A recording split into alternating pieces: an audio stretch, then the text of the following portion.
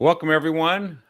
This is a guest that we're having here today, a really very interesting guest that I got to meet and hear from over the weekend when I visited Lane County. His name is Ryan Ceniga, and he is running for Lane County Commission representing West Lane County, understand it to be District 1. Yep. And welcome to the show, Ryan. Thanks, Kevin. It's nice to be here. Thanks for having me. So I really appreciated your presentation. It was just so down to earth and practical. And why don't you start out by telling us, first of all, what area you would be representing that you're running for, so people kind of understand relative to the towns in the area. Yeah. So West Lane is it's a big district. It goes it follows the river from the coast. It goes all the way to the Willamette River, and then hits Beltline and follows Beltline around to a Barger, hits Barger, then goes Green Hill all the way east. So I have the entire coast, towns where I'm at right now, outside Junction City, and then it goes to Santa Clara, Mapleton, Florence, Deadwood, Lorain, Dune City. It's a big district. It's a lot of traveling. After you and I met yesterday, I went to Florence right after that for that meeting, and then had another one. Met another group in Deadwood on the way home. So it's a long day, a lot of traveling. Yeah, you've been doing a lot of campaigning. You got a campaign team. You're a very serious campaign. I was pretty impressed with that too. Tell us kind of the story about what led you to run for county commission, and kind of what the focus of your campaign is as you talk to constituents or and potential, of course, voters. Yeah. Well, I've always been involved. That came from watching my grandpa and watching my dad. I'm on the Junction City School Board. I like to be involved. I like to know what my kids are doing, what teachers are doing. That's kind of what started this process. I had a friend in Texas. It's kind of a little story how it happened, and he's doing great. He's got a couple of businesses, and he's always joking around like, "Hey, Ceniga, when are you gonna come give me a hand down here?" And it'd been a long run on the school board. It was during all the COVID stuff, and during one of our conversations, I just said, "Hey, man, are you serious about me coming down here?" And he said, "Absolutely. I'd love to have you down there, but if you leave, who's going to stick around and fight for Oregon?" I mean, he knows me. He knows that's what I'm here for. It wasn't long after that. Timing's everything, right? Had a group of people come up and say, "Hey, I hear Jay Bozovich isn't going to run again. Would you consider running for county commissioner?"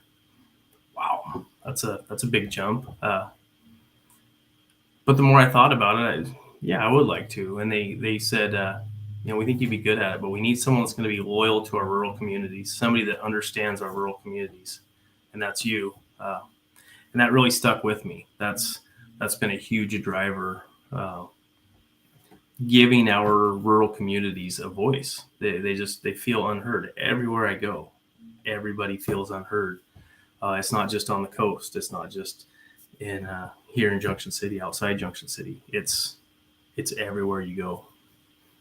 Well, I remember you mentioning during your presentation on Saturday that a lot of people are pretty tired of being kind of ruled over or told what to do, primarily by Eugene. Obviously, it's a very big city relative to the other cities in Lane County, and one of the largest in the state.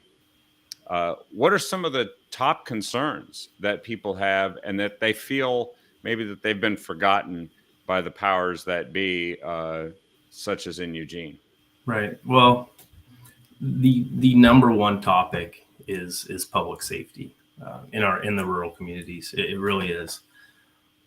Number two, which is right along the lines of public safety, it's the homeless issue.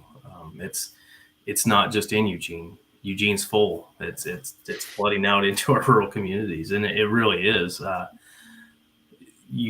Kids don't feel safe waiting at buses anymore because there's broke down RVs alongside every little turnout, and and who knows what's going on in these RVs. And, you know, right before you and I met, I was speaking to a group first thing in the morning, breakfast group. And we were talking, just chatting. And the guy lives between Eugene and Elmira, outside 126 area. I mean, it's pretty populated. He just recently had a shop broken into. So he gets on the phone, he sees it through his cameras, and he says, "Hey, somebody's breaking into my shop." He's told we can be there in 3 hours. Wow. That was the sheriff's department? That was the sheriff's department. And, you know, I just want to state that it's not the sheriff's department's fault. There's just not enough of them. I did a ride along with the Deputy Keegan a while back, and he actually just moved up to a drug enforcement type position. We were talking, but he was the West Lane deputy. There's one guy. He was the West Lane deputy. That's it. And him and I were riding along, and this guy was just absolutely incredible, Kevin. His radio's squawking at him, 3 different stations, different people, and his phone's ringing, and he's getting text messages, and he's on his computer. And meanwhile, we're on 126. It's one of the most dangerous roads in Oregon. And so he's watching speeders and people with illegal passes. And I mean, all this is going on. We're going by, and he sees a guy out in a field with a rifle hunting on private property. So we have to pull over and stop and see. I mean, he's just constantly going. And about 5 hours in, we did a 10-hour ride along. About 5 hours in, I said, you are absolutely incredible. You are the best multitasker I've ever seen. I mean, you couldn't ride with this guy and say anything else. And he just kind of looks at me and goes, "It could be better." I was like, "What do you mean?" And he turns his computer screen over, and I see it. And he just starts hitting the down button, and it's just case after case after case after case. Wow. I mean, he's never going to get to all those cases. He can't work any harder. I mean, this guy was going 100 miles an hour for 10 hours straight. There was no downtime. There just needs to be more of them. I mean, one guy can only do so much. That's a huge area. I mean, I was talking about the commute. I mean, just to get there and back. Yeah, that's a distance, right? I mean, he's got to travel distances, and he has a lot of cases then. Yeah. He starts in Veneta. So he has from Veneta all the way to the coast, from border to border, or from county to county. I mean, wow, that's huge. So what kind of put him in that position? Because, I mean, obviously somebody must have mentioned this to the Lane County Commission somewhere in recent years. I know there's been, as you said, kind of the homelessness, which has actually kind of led to, I mean, up in Portland, we've come to call it urban camping, because that's something they've actually they call it that. That's a name the city council's used, even though to you, I know, it made me laugh. First time I heard it, I'm like, urban camping? That's not a thing. And so there's that. There's the accompanying crime. Obviously, the problems of meth and fentanyl and that kind of stuff aren't just isolated to places like Portland. And then, so somebody must have mentioned this to the county commission. What did they focus on? Did they do anything about this? Well, the current county commissioners have voted for other things, I guess I'll say. They voted for a climate action plan, which, I mean, sounds great. We got to take care of our climate, right? But this is the kind of stuff that bans natural gas. I work for eWeb, and we've had big meetings about banning natural gas. eWeb can't do it. We don't have the infrastructure. Yeah. I mean, we're taxing our hydroelectric as it is. We need natural gas so we can be efficient. And just blinders on. We're not going to listen. We need to ban natural gas. And natural gas is a clean resource, no matter how you break it down. And some of the stuff in there is they're concerned about what restaurants are putting their leftovers in. They don't want styrofoam anymore. And on top of that, who's going to enforce this stuff, right? Hey, this is all part of our climate action plan. They're concerned with the methane that's coming out of Short Mountain, which, yeah, I mean, we need to keep our eyes on that stuff. But this climate action plan was $600,000 that could have Wow. gone to deputies. It's incredible, right? I mean, that's a big that's a big chunk of money. Yeah. That's, I mean, 2.5 full-time deputies, rigs, equipment, everything. Sheriff Harold could have put 2 more deputies in Lane County with that money. But in part of that, yeah, like I said, we've got to watch our climate. We do. I mean, these are things we have to be aware of. But let's prioritize, right? Let's work big to small. We've got people outside Elmira in Eugene with a 3-hour response time for somebody breaking into their shop. I mean, our loggers and farmers and ranchers, they can't leave tractors in the fields or the batteries get stolen and the tanks get siphoned. I mean, how do businesses survive in this industry or in this climate? I have small business owners in our rural communities that step over homeless people to unlock the door, go inside to start open up their business, call, say, hey, there's a guy, I think he's alive, but he's passed out on my entryway. What can we do? We can't get there for a while. How do you run a business this way? Yeah, that doesn't sound like an urgent response to a behavioral health crisis, as they call them in Portland, which, you know, they keep coming up with new names for it, but it's all the same thing. It's that they just don't really take seriously the consequences of the policies that have led us here, right? But then you mentioned how they want to end natural gas hookups, I guess, on commercial buildings, right? And we know that residential's next.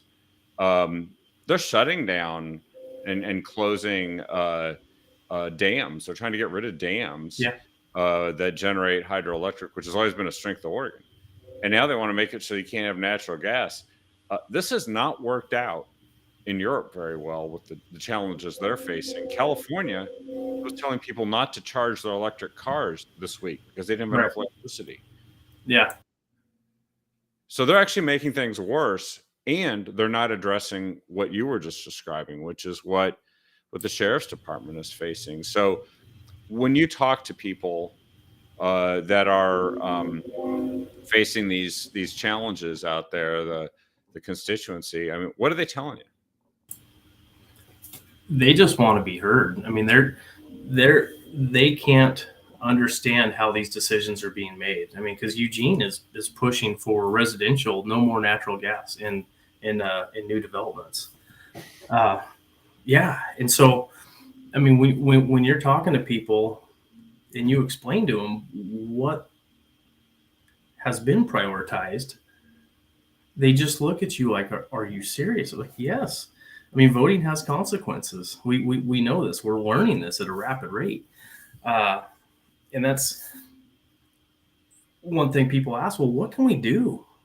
I mean, where can we go from here? You have to get involved. People don't realize how important city councils are, and you know, these small councils, school boards, all this stuff. I go to work. I mean, I work 50 hours a week.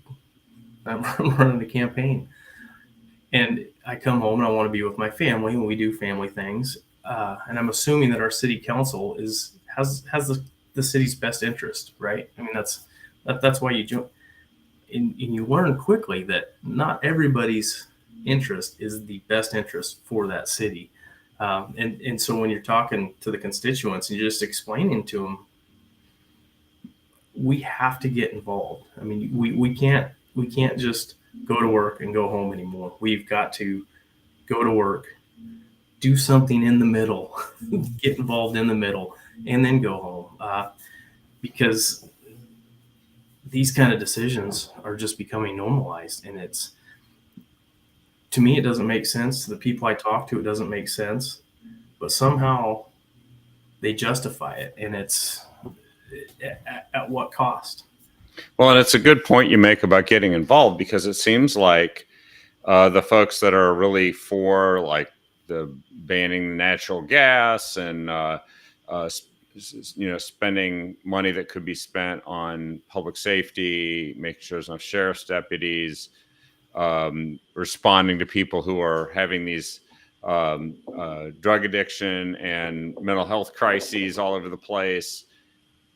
Those groups, those lobby groups, are powerful. They show up; they're there all the time, right? Yeah. And so, if people want to be represented, they can't expect to just hand over all the attention and the bandwidth to these groups and stay Right. disengaged and then expect things to get better. So you have seen people responding. Now that leads me to an important question that I think is we need to get out to folks, which is how can folks support you and get more involved with your campaign in exactly that way? I will make sure that the viewers get to see your website. It's ryanceniga.com, RYANCENIGA.com. What are some of the things they can do? The website's a great place to go. That's where anybody that wants to volunteer, wants to help. We're out knocking on doors all week long, really heavy in the weekend. We've got sign waving crews. We've got guys that have made their own 4x8 banners, and they walk up and down the busy streets with them on. And these are people that realize what's at stake here. My seat is gotten very popular because it's kind of for the majority of the Lane County Commissioners. What direction we're going to head? Are we going to stay? Are we going to go pro business? Are we going to help businesses? Or are we going to just stay in the same old good luck type of attitude where this is the direction we're going? We can't fund it. We don't know how it's going to work, but it's the way we want to go. Right now, I mentioned Saturday that our county jail runs on a levy because we don't have the timber receipts. We don't have the timber money coming in. Oh, yeah. Yeah. I used to get those receipts in, right? And that was part of the deal at one time, and now it's gone. Yeah, that was huge for Lane County. And Lane County's getting ready to make some really tough decisions. And this is pivotal. What direction are we going to go? Are we going to help public safety? Or are these things we're going to take serious? Or are we going to keep on this plan that Lane County's aggressive climate action plan is really going to make a difference? You want it to. It makes everybody feel good. But these are tough decisions. It's kind of we're coming to dire times. If you have a jail that's already running on a levy, that's tough. Well, what's the county commissioners do? They put a park levy in front of the jail levy. It's like, why? Parks are awesome. I love parks. My kids, we play in parks. It's great. But I also like to be safe, and I like my neighbors to be safe. And when you call somebody, you want to think there's somebody that's going to help you. What I used to think was just simple and common sense, Kevin, it's gone. Without even batting an eye. Well, I think this is a great opportunity for people to support you and bring back that common sense. And as you describe on your website, community-driven leadership that actually keeps in mind the folks that feel like they've been forgotten and been disconnected from all this.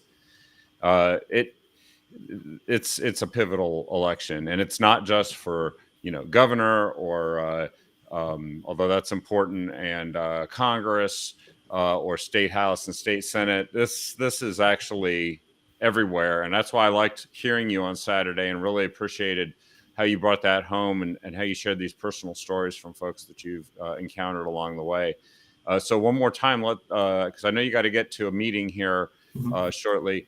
Your website and how folks can get in touch with you and support your campaign. Yep, it's Ryan Ceniga. That's Ryan, CENIGA.com. And everything's on there. We're keeping it really up to date. We've got a great team helping, and everybody's very efficient. So it helps. It's a lot of work. Fantastic. Well, thanks again for coming on and making the time today. I really appreciate it. Look forward to having you on as a county commissioner elect. That will be very exciting too. And so keep us in mind after that, because we know that's not the end of the story. No, They're going it's to have not. to come and start helping and supporting you when you're actually at the county commission and help you persuade your colleagues to change direction. We're gonna be looking for lots of public testimony. That's gonna be the key. Fantastic. Thanks again, Ryan, and we'll talk here as we get through the election. And best of luck to everything you're doing. Really appreciate it. Thanks a lot, Kevin. I appreciate it. Thanks for having me.